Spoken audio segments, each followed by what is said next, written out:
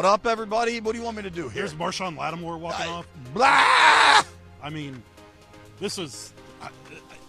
we all have our notes from the game, and none of it matters because this team just came up and threw up all over its shoes. So you have your notes from your game, and there's things that matter, defensively particularly. Then Jayden gets hurt, and you're like, oh, my gosh, I don't know what's going to happen with any of this now. Now, we saw Jayden in the locker room. He seemed to be in decent spirits, but there's an MRI coming. That's what matters.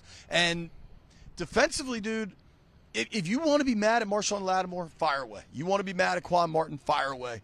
But at some point, you got to wonder what the coaches are doing. Yeah. Like, George Pickens and CeeDee Lamb are two of the best receivers in football. You're not getting home with your rush. You leave these guys kind of out solo on the edges, and I'm sure they're frustrated. They should be. I think something. I'm taking my tie off. Last week we took our ties off. This is even worse. Forget it. I might take my shirt off. This loss was so Rip 'em bad. off. Are we just going to start removing clothing after losses? Because this could get real dangerous real quick. I don't know when the next win is coming for this team because things are ugly right now. But there needs to be a material change to this defense before they hit the field on Monday night. And do you think that's coming? Is there any reason to think that's coming? It can be Joe Witt going from calling games up in the box to coming down on the sideline. Something has to change. And DQ allowed, after a performance like that, I got to look at everything. He did get asked by Seawald. It was a very good question. Is play calling on the books? And he's like, no, I got the headset on. I'm very involved anyway. But then he's like, but everything's on the books. I mean, the front four can't get pressure. We talked about it all offseason, having the edge angst. That's showing up, particularly with all the injuries. What if Dorrance Armstrong's out for the year? Let's just throw that out. That was a very desperate move by this team, having Dorrance Armstrong active for this game. I watched him in warm-ups. He didn't look like he could really. He was like, they had no other option. Yeah. And that's the problem. It's the same thing at wide receiver, too. Yeah, I mean, I don't know. You mad at Chris Moore for being Chris Moore? Or are you mad at the people that are in a situation where Chris Moore's got to be your guy? I texted somebody that knows stuff this. AP and DQ are about to find out what it's like when the golden horseshoe doesn't break your way every time. Yeah. Last year, everything broke their way. It's not now. The injury problems are very real. The injury problems could impact Jayden Daniels again, who's already missed 2 games. And the receiver room, they had 4 active receivers today. Do you feel confident that Terry and Debo are back next week? No. It'd be hard to. I mean, who knows? But you can't be confident about it. Totally. And it speaks to the building of this roster. Who would have thunk that the oldest team in the NFL would have all these injuries? They built this. They talked all offseason about wanting to build this thing long term, and then you come out. You have the oldest roster in the league. You go out and get Javon Kinlaw, and that stops Johnny Newton from being on the field. That tells you what they think about Johnny Newton. They go sign Deebo Samuel. They don't get any more backup. That tells you what they think about Luke McCaffrey's development. They went and got Laramie Tunsil, who's been fine, but that tells you what they thought about Brandon Coleman. Well, Brandon Coleman being inactive for a month now. All of these young guys who, if you are really building this thing long term, need to see the field and find out whether they can play or not. Dude, we were talking about it in the locker room on Thursday, standing around. Just like something feels off. Yeah. And you feel it in the locker room. It clearly felt off today. There was that glimpse of they give up the early touchdown, and you knew this offense was going to move the football, right? Yeah. But then Washington, thanks to Tress Way making a spectacular play Percy Butler making a spectacular play, able to down it. They get the safety on the next play. Deron Payne played pretty well today. Deron Payne gets the tackle for the safety.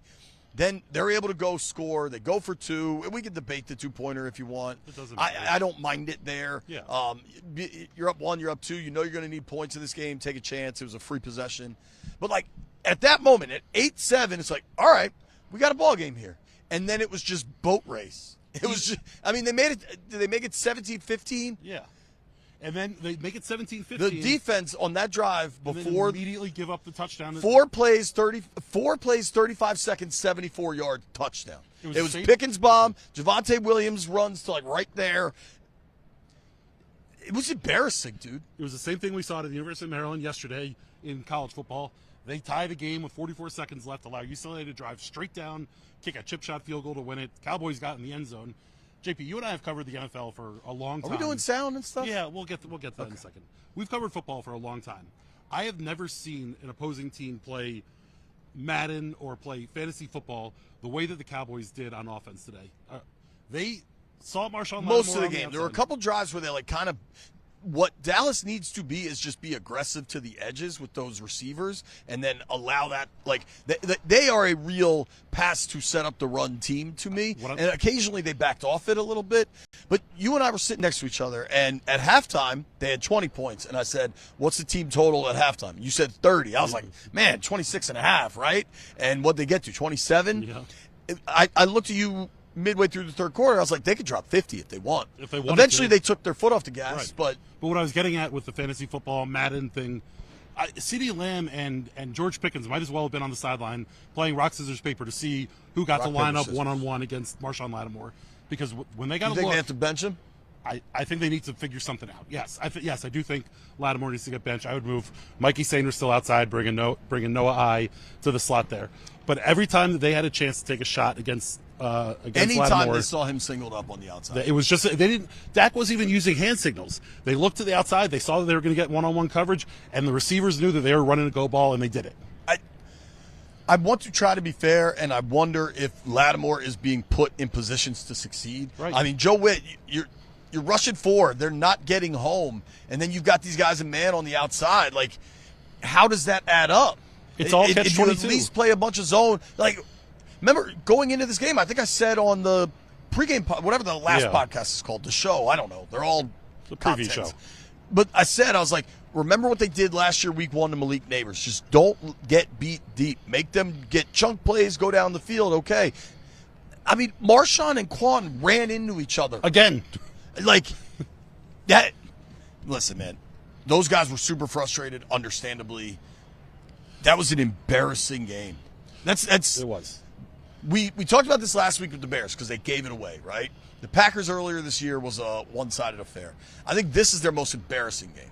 This of reminded the me DQAP era. This reminded me of the 2021 game when they came here, lost 56-14, and Deron Payne and John Allen were fighting on the sidelines. But at least it had similar vibes. At dude. least those guys were fighting on the sidelines. There wasn't a whole lot of fire out there. We heard these guys being frustrated in the locker room, and we'll get to sound of the podium. DQ was clearly frustrated coming up in a second here. But to me, it's a total catch-22 for Joe Witt. And I'm not absolving Joe of blame in any way, shape, or form, but the front four can't get to the quarterback. The secondary can't cover. We're indoors and you got a bug on you. It's just a losing. we're just a losing battle all over the place. We're just a bunch of losers. A bunch of losers. Dan Quinn was very, very frustrated at the podium. I think there's some real soul searching that's happening on that airplane right now, and that needs to happen. That's a dark place, man. Let's hear from Dan Quinn. Let's hear what he had to say at the podium. He was great. Injuries are not the reason that we lost.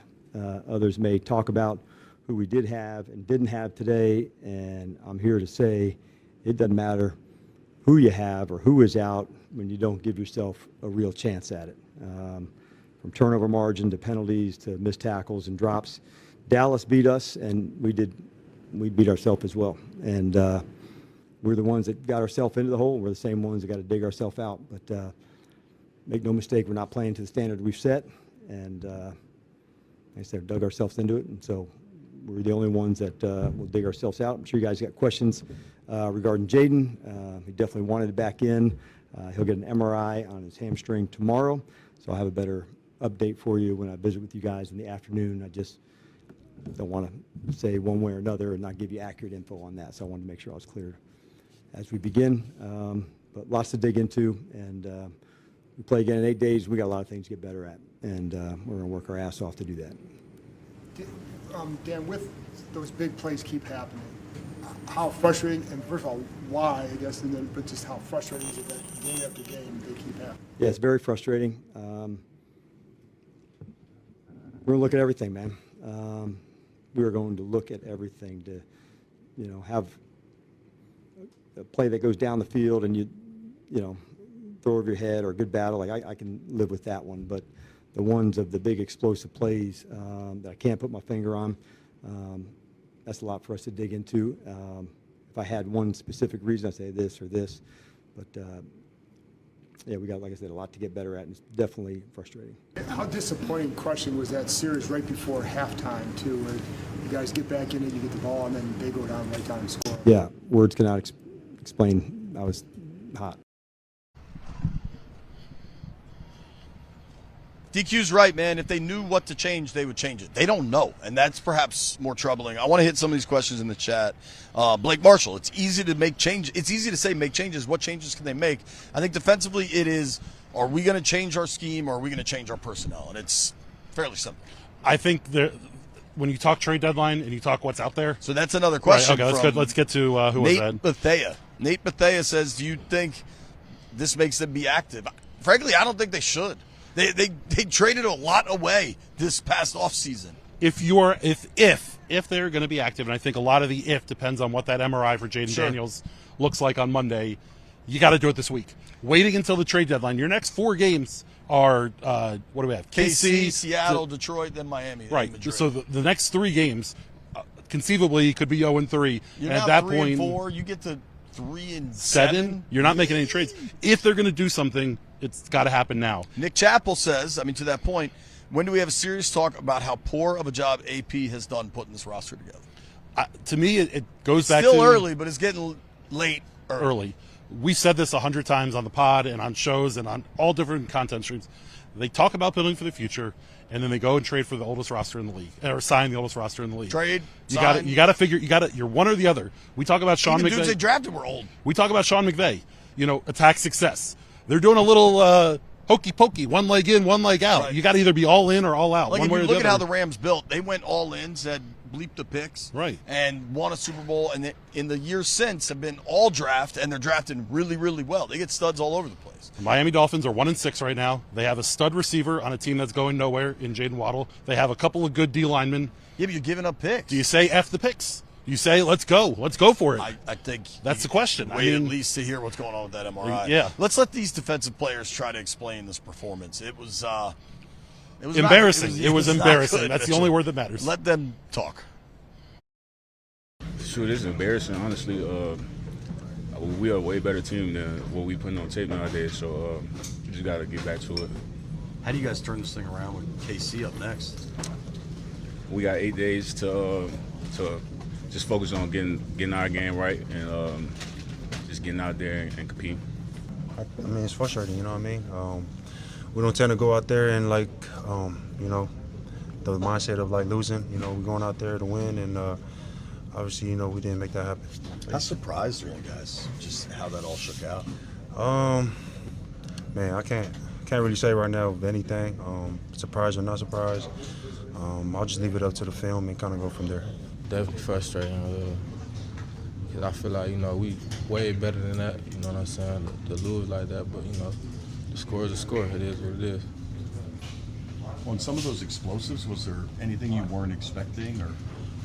Or what explosives? Well, the PI, what'd you think of that call early? I really can't speak on the rest. It is what it is, but I don't feel like it was a PI. No, I don't. Maybe frustrated, losing, but we got to see the bigger picture. No matter what that is, we just got to get better. How can you clean up some of those mistakes on the back end at this point in the season? I feel like we just execute, believe in one another, film study, practice, just doing, going the extra mile. Clearly a frustrated bunch right there. Not much went right. I do want to shout out my man Greg Abernathy. I've often complained about a table. He built one out of light stands and cases. I appreciate that, Greg. That's the only game ball we're going to have today. There's not going to be many. I know there was something Marshawn said you wanted to hit on. Yeah, Marshawn Lattimore talking about the defensive struggles and the theme of big plays week after week after week. He talked about, hey, we're around the ball. We just got to go make plays on the ball. He also dropped in, it's not like we're getting torched. Yes, you are. This defense is getting torched every single week. I asked him, what about the explosives? He's like, well, what explosives? And then I was like, all right. You had to go break down play by play. How about the PI? And he's like, man, I don't think that was PI, which maybe it wasn't. I think he's grabbing Pickens' arms, clearly. Then he and Quinn run into each other on a deep shot to CD. There were a lot of explosives. It's the three-ring circus here. On defense, it's a three-ring circus over and over and over again. But I kind of look at the coaching staff. Like, if you're getting beat like this, do something different. Clearly, they're frustrated. Like, do something different. And maybe they wanted to try to, stay calm, be cool. We're going to get through this. And that's not the case.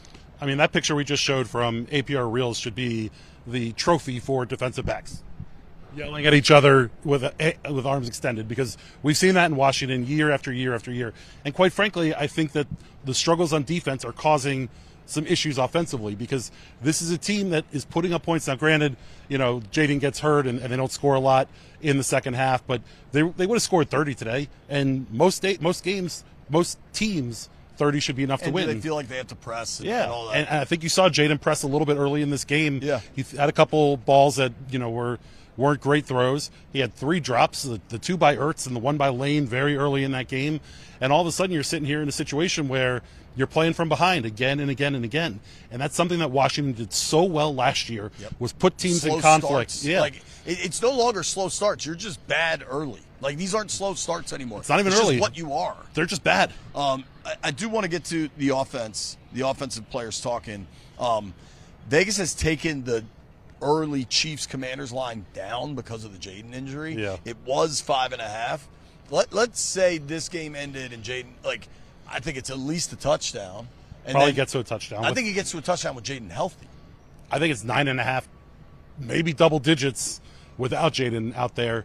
I think as much as we've been yelling about Joe Witt and the mistakes that the defense are making, I also think Cliff Kingsbury's had a number of mistakes as well. Totally. Bill is a good running back.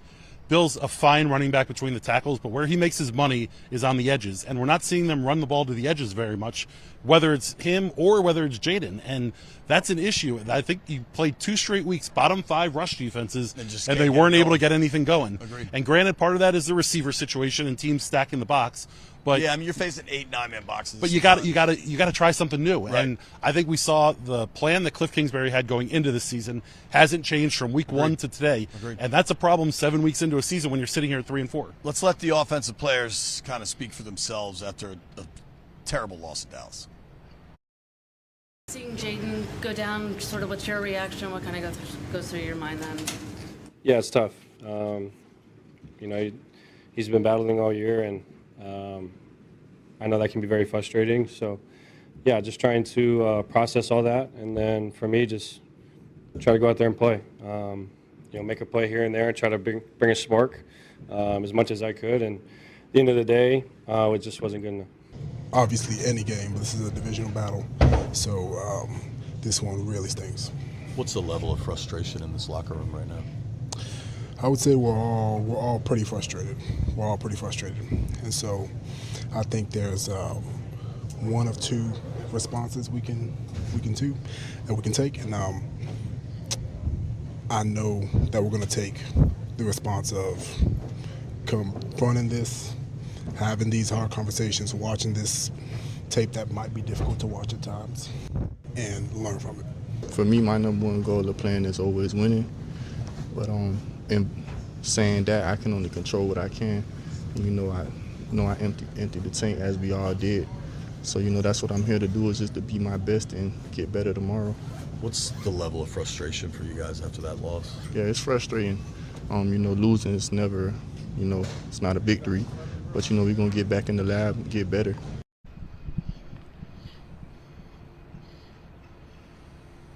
I mean, nobody did enough for the offense to feel good about tonight. The offense was better than the defense, but that's not saying a whole heck of a lot.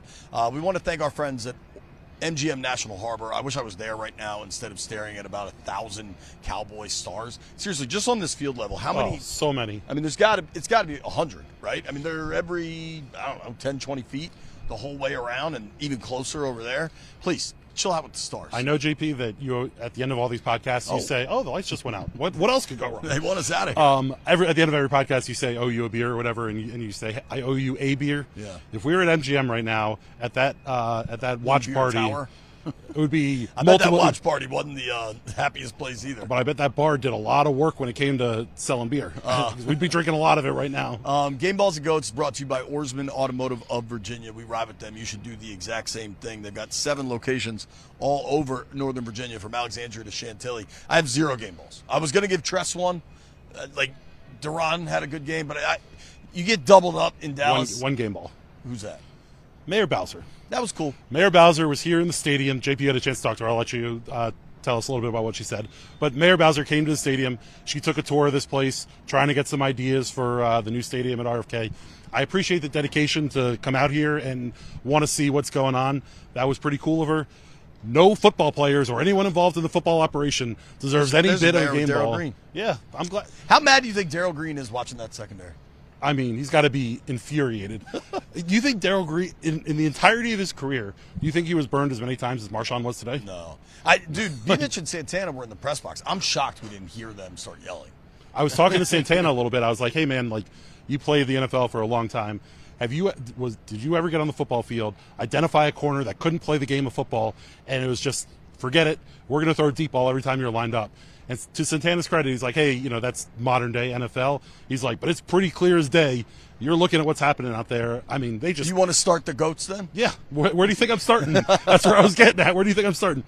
The entire damn secondary, but sure. Marshawn Lattimore, Quan Martin specifically. Matt Gay, dude, you cannot kick the ball out of bounds. And when you juxtapose watching Gay and the ups and downs in the kicking game with Brandon Aubrey, the Dallas kicker that's just an absolute weapon, Aubrey made one from 62 that would have been good from 70. Yeah. There was an opportunity later in this game. Granted, they were up 3 touchdowns, so I think they just kind of took it easy and punted. I think they would have rolled him out there to try a 70-yarder in a game that mattered. Matt Gay lands on the GOAT list. Joe Witt, absolutely, maybe should have been. I think Lattimore gets the number 1 GOAT, but Joe Witt, to me, is the number 2 GOAT. Sure. The plan, the execution, the teaching, the game film. Honestly, the entire coaching staff, because penalties were a problem again. I asked Trey Amos in the locker room. I was like, "Hey, clearly this is a problem, and he's a rookie. Clearly, it's a problem. 11 penalties for 110 yards, but something's got to change. Whatever they're doing isn't right." And earlier in the week, Joe Witt talked about, trying to change up some of the drills in practice so that you get more turnovers. And yeah, more turnovers would make a difference, but not getting beat over and over and over on long plays would make a bigger difference. Sure. However they're teaching them, however they're putting in these game plans, however they're teaching technique is not working. No. Penalties were a problem. Drops, you mentioned it earlier. I mean, the skill position guys with these drops when you know you're going to be in a shootout type game. I don't know. You want to get to this stuff? I don't even know that the O-line was Dan was Quinn, a problem. Like the head coach deserves one. I don't know that the O-line was a problem, but Sam Cosmi false starting when they tried to go for it on that very first fourth down was bad. I mean, it set the tone early. It's just across the board issues are happening, and I think Zach Ertz had the 2 alligator arm catches that he didn't make. Not in catches. Yeah, I mean, the fact that they couldn't get anybody open, they had no threat downfield. Adam Peters gets a GOAT for the construction of this roster and what we're seeing right now. Injury bug. That's when you're, you joked last week when we were in Atlanta about how I choked you and your neck was hurting for 2 days or whatever. 25-year-old JP would have bounced back tomorrow and not had a problem. 44-year-old JP does have a problem. That's what happens when you put an old roster up. All right, get to this stuff. Now that you're insulting my age. Well, I'm 2 years younger than you. It's no big deal. Stuff brought to you by MGM National Harbor, Tap Sports Bar. Transport us there. I hope that if you're watching this, time me to Tap Sports Bar. If you're watching this at Tap Sports Bar, go get a tower. Yeah, whatever you're pouring, I'll take a double. I'll take catfish finger. I'll take a triple. It's unbelievable. I mean, the stuff doesn't even matter in this game. Both of us missed our 100 chips. I'm not even sorry to our producers. I'm not going to go through each thing individually. Both of us missed our 100 chips. You won 2-1 on the stuff on the over-unders, so you go up 3.5-0. We both thought the Commanders were going to be able to find a way to eke out this win. You know what, though? In my bet, I just said I'm going to lay the points, which eventually flipped all the way to Dallas. Are you trying to? No. Oh, okay. I'm saying my logic was if this team is who we think they are, if they're a playoff team, you win this game. Yeah. Hard to draw many other conclusions that they aren't. I can't believe I missed in the GOAT category. Luke McCaffrey. I mean, there were 4 receivers that were active today. Luke McCaffrey had 1 target through whatever it was, 45 minutes in this game. He was a non-factor, and it starts with obviously his coaching staff doesn't trust him. Yeah, they don't think he can be out there. Counts. I bet his snap counts are way down from last week, and the fact that there was only 4 receivers active tells you a whole lot about the trust that this team has in him. And they keep telling us how good he is and how much he does. Now he's good in the return game, and got walloped and Guess had to what? come out. But In this day and age in the return game, you don't need a specific kick returner. We've seen Jalen Lane do it. We saw Deebo Samuel do it. Chris Rodriguez could step up there. I think you give Larry Izzo credit for the game plan in the kick return game. But Luke McCaffrey is a total zero on this team right now. And the fact that they came into the season expecting, hoping, trusting that he was going to be a part of it is a damn problem. That was me holding back from cursing. well done. Should we get out of here before you start cursing? Yeah, F it. All right, that's it from Dallas. Big man is left. Need an ISO shot here, Greg. Thanks for watching, I guess. I don't know. Kansas City's next. We'll be back in Ashburn. We'll have some pods. We'll have some TV. It's frustrating because expectations were so much higher. Disappointing night. If you made it this far, Mitch owes you a triple at Tap Sports Bar. Maybe some catfish fingers. Good night.